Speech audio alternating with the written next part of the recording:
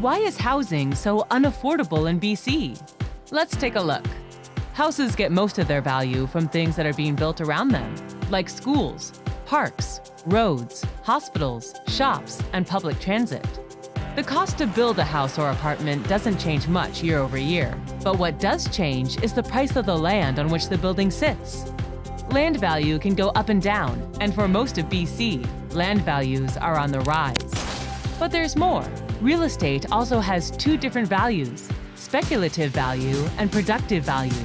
Productive value is the value the owner gets from living in the home, or the money the owner can pocket each month if they rent it out. The productive value of housing is tied to income, as there is only so much a renter or new homebuyer is willing to pay to live in that home. The speculative value is the amount of money you can expect to get from a buyer when you sell it in the future. This means it is not tied to incomes. Due to rampant speculation, land prices in BC are rising much faster than income. Remember the roads, schools, and transit services we mentioned earlier? The things that make a neighborhood so great? Those things, usually paid for with public funds, also increase the speculative value of land.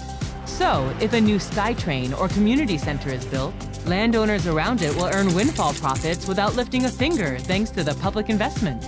The problem we see in BC is that investors seek higher profits by investing in the speculative value of land. That is, they mostly buy land to sell it in a few years rather than live in it or rent it. And, contrary to what some believe, not all buyers are wealthy investors from abroad.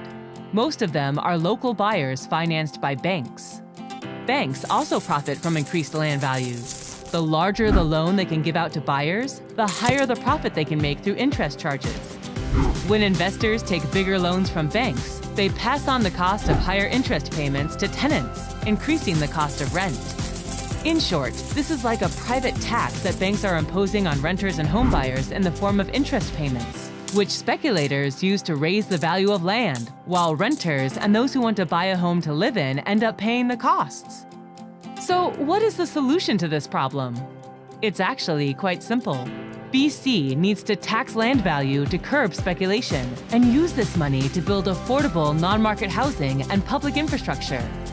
A land value tax can help stabilize land prices, and building affordable housing will give middle and low-income people an affordable place to live while taking pressure off the rental market.